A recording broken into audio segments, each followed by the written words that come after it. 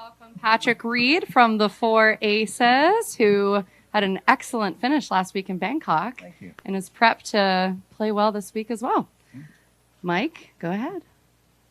So you entered this week number 3 in points. Obviously, this last week was becoming a championship. Right. How much is that weighing on your mind? How much are you thinking about it?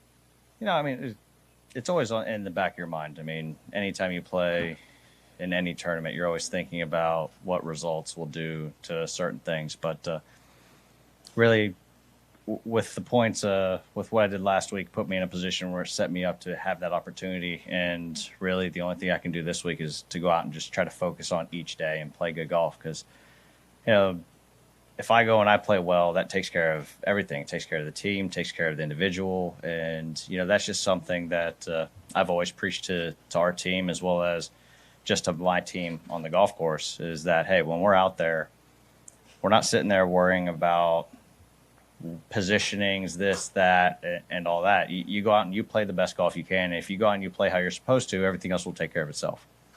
And also, I wanted to ask you, a lot of talk about rankings and majors next year. As a past Masters champ, can we expect you to be at Augusta National in April? Well, of course.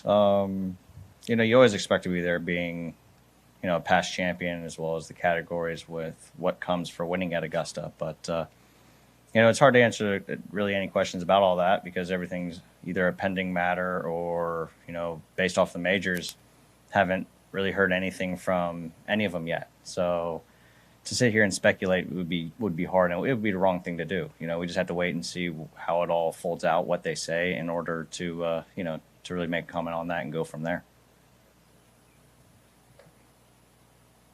I was reading that you were a bit unhappy about some of your treatment of the French Open. No, that was false reporting. Had nothing to do with the French Open. When I went over there, the players, the fans, the tournament, they treated me amazingly. It was an unbelievable time over there. I mean, I obviously wish I played better and you know, did something, but no, they treated me really well, and you know, and that's just something that, you know, was unfortunate about how the media tried to spin that that week, because you know, when I was over there, everyone was excited to see me. It was great there, being with the guys, being with the players, and you know, seeing fans I've seen in the past, and you know, so you know, it was a great week based off of fans, players, and you know, the people there at the golf course. Can I just ask about your thoughts about the course and the setup and how it's playing this morning? Yeah, you know, it's gotten a little faster than earlier in the week. Earlier this week, it was really wet, really slow. I mean, what place wouldn't be slow and wet right now with how hot and humid it is out? But no, the golf course is getting better by the day. Greens are getting firmer and faster, which is what you expect. You know, you always know that the greens are going to be the softest and slowest on Mondays and Tuesdays, and kind of leading into it, and Wednesdays. But you know, once we get to tomorrow, I mean, they picked up a little speed today, and I can just see them getting a little faster and faster. But I feel like they're almost at tournament speed. You know, from previous years when I've played, the thing is you have to worry about here is the wind. When the wind blows, I mean, you can't get these greens too fast; balls will start moving. But no, the golf course is in good shape. It's just, with being a different time of year, you have different type of conditions. You have softer conditions now, as in previous years when it was played late January, early February. Everything, it was cooler, but everything was firmer and faster. Patrick, obviously, you guys have locked up the number 1 seed. How would you describe this year in terms of the team competition, especially the Four Aces and the chemistry you guys have developed? Oh, it's been amazing. You know, the guys on the team are really out there grinding and playing hard, not just for themselves, but also for the team. And I think that's what's so unique about the formats and about being in this team play is, you know, in the past, you used to always be going out and playing, and it was just playing for yourself. And now you're playing for something bigger. You're playing for 3 other guys. You're playing for the other caddies. I mean, and it just gives you a little bit more motivation to go out there and play well. And I think that's the biggest thing is our guys, we seem to rally behind each other and get going, whether it's on the golf course or off the golf course. When we go to dinners, just kind of hang out. And it's just a complete different aspect that we have out here on LIV than we have had on any other tour. How would you describe Dustin's captaincy? It's been great. I mean, look at what DJ's done. I mean, as a captain, you're supposed to lead your guys, and that doesn't just come off the golf course. Also, you have to lead the guys on the golf course. I mean, and to sit here and already lock everything up before the last event, it just shows that he's not only doing his job off the golf course, but he's doing a job on the golf course. I mean, he's leading by example, playing well, and we're all trying to do the exact same and kind of follow. And it'd be awesome for me to go out and play well this week, and have the aces go 1-2. Because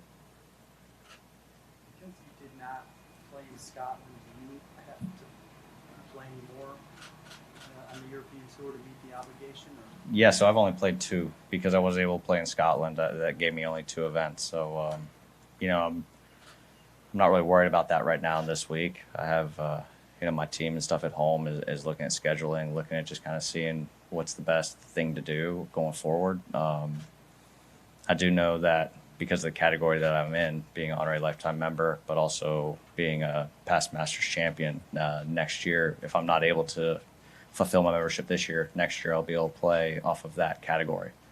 And the thing is, going forward after that, you have to play and stay in certain categories. So, yeah, I mean, it's been an interesting year to say the least. I would have played a couple of events earlier this year in the very beginning, but I just wasn't feeling very well health wise to make that long of flights.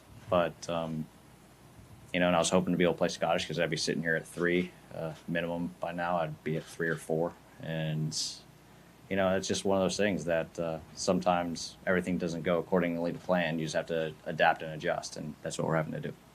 Did you just decide not to play Dunhill, or was that never in your plan? No, so I was committed to Dunhill a while back, and then somehow I mean, we're looking into it as well as the European Tour was looking into it. Somehow I got decommitted and I wasn't a part of the event, and because of that, when I was over in France, they were nice enough to get me back into the event, but logistically it was really too hard for me because Kevin was caddying for me because Kess was having that week off. So trying to get him a flight last minute to Scotland, as well as trying to find hotels and just kind of get everything all in order. It was just too much going on, too stressful. So we opted to take that week off, and but at the end of the day, I feel like it was the right thing to do. My body probably needed a little bit of break because I was on a long run, and be able to go home and spend a little bit of time with the kiddos and hang out, and also just kind of get my game a little sharper. I was able to kind of go out and play well last week. I don't know how much you follow the news, but there seems to be something of a confrontation this week between your country and this one. Does that make things a little bit more awkward for you?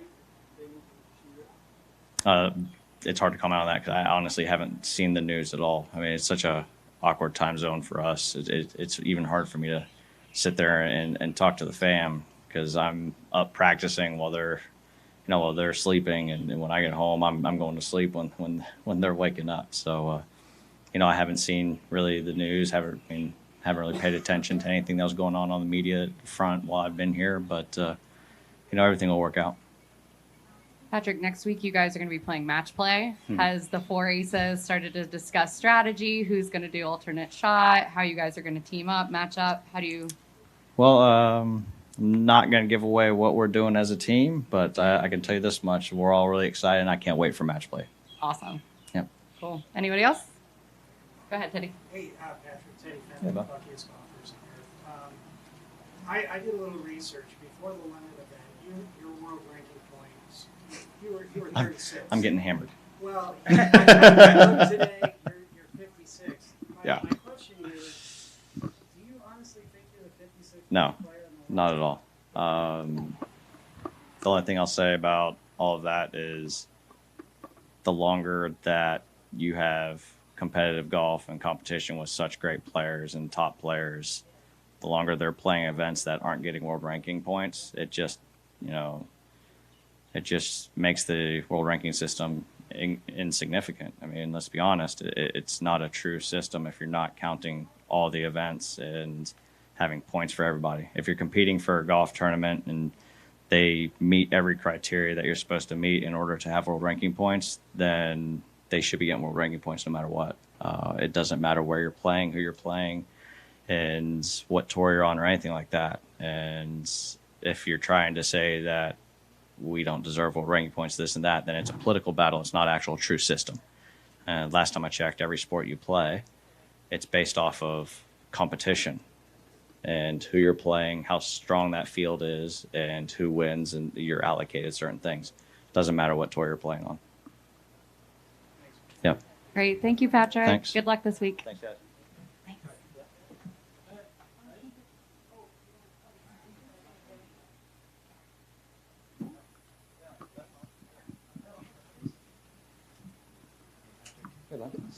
A couple of local media Okay. outlets here, so they'll be asking the questions in Arabic, and I'll be translating. You'll be Perfect. answering. We move on to the next one. Okay. Okay. السلام سلطان الزهراني وكالة الماء السعودية. سؤالي هل عامل الجو يأثر عليكم في لعب جولاتكم والتنقل من بلد لبلد؟ Sultan is from the Saudi press agency. He welcomes you to Saudi Arabia, and Thank he you. asks you about the weather. So you've just now know in terms of the effect on the game. So just now you played in Bangkok, Right. and just now you're here in Jeddah, different weather. And of course, it's also different from what you've faced in February. So how are you planning on, what's the tactic and how are you going to play? Yeah, so of course, with playing this time of year compared to February, it's a lot hotter. It's more humid. So and with the moisture in the air and with how hot it is, they have to water the golf course. The golf course is playing slower and longer than it has compared to firm and fast in the past years. But that's just something as professional golfers, we sit here and we adapt. You have to adapt on the fly no matter what. And, for me, being from Houston, I'm used to hot and humid. So, Bangkok obviously was hot and humid. Here's hot and humid. But, the biggest thing is just kind of stay up on your hydration and rest.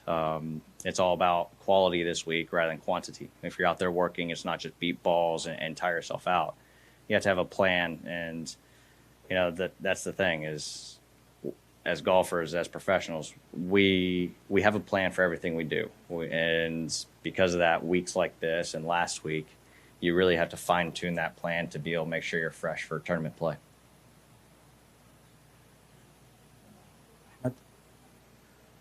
جدية قبل كده السعودية بس اليوم بطولة ليف جولف أول مرة تيجي في السعودية كيف شايف استضافة السعودية للبطولة؟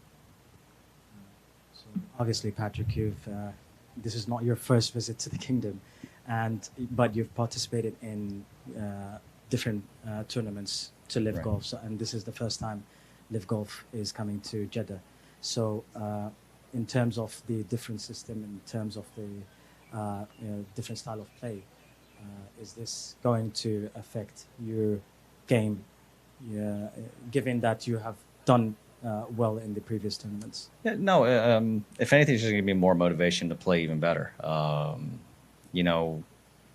Like I said earlier, when you're out here playing and you're playing in the other events in the past, you were playing for yourself, but now you have 3 other guys you're playing for because you're on a team. So it just gives you that little extra drive, a little extra motivation, and also being the last event of the regular season before the team championships, there's a lot of stake on the line. So it just makes us grind a little harder, makes us push a little bit more and kind of, put it all in right here on this week, especially with having, a week off next week.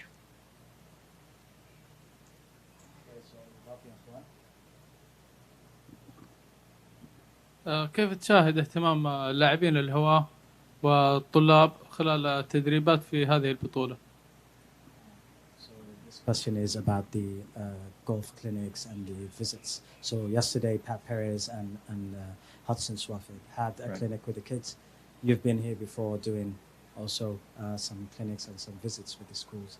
So how important it is for you guys to pass the game to the younger generation? It's very important. Some of my best memories kind of just not only coming here, but also playing the past, 5 or 6 years on both tours is coming here and going to the World Academy and hang out with kids. I mean, it is amazing to go over there and spend time with them and not only teach them about golf, but just teach them about just certain experiences that I've experienced. And, there's nothing like a child's mind. It's so innocent and, they come up with just such amazing questions, and to go over and spend time is awesome. I mean, I would love to at some point, hopefully be able to get over there and just say hi to the kids this week, if possible, or if they come out here, be able to spend time with them, because it's something I always thoroughly enjoy, coming over and seeing seeing the children, and also seeing them out here watching us play. Because growing the game of golf, not only does it teach them, an amazing sport, but also teaches them a lot of life lessons that you need to learn throughout life, whether it's for business or just kind of, things you might endure along the way. Cheers, Patrick.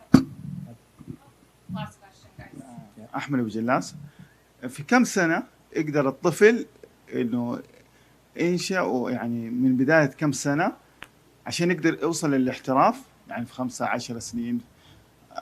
وديك العافية. Okay, so this is our last question, Patrick, and Ahmed is asking about the younger generation in terms of how long does it take, in your opinion, for the kids, and what is the best age for them to take up the game and become professionals? Well, it's such a hard question to answer, because I mean, some guys start later, and like me, I've played golf ever since I could walk. I mean, I've had a golf club in my hand since day one, and for me, the more you can play, the more you can get out, no matter what age group. It's one of these sports that the more work you put in and the more practice and effort you put in, the more you're going to get out of it. And I think that's the great thing about golf, is if you start getting lazy in practice, or you just start getting lazy in general, or you stop practicing, it's going to show. And it's a humbling game. I mean, and that's why what I love about golf is it not only is it all about you while you're out there, because at the end of the day, I mean, all the other sports, you can make a mediocre pass and a guy can bail you out on it, or you can make a perfect pass and a guy, whiffs on it, and then, and there's other things that happen. On golf, it's you, the golf ball, and the hole, and that's what it comes down to. And that's what I love about it. You work hard, and you get the reward. If you don't work hard, you're going to struggle. Cheers, Patrick. Thank you so Thanks. much. Thanks, guys.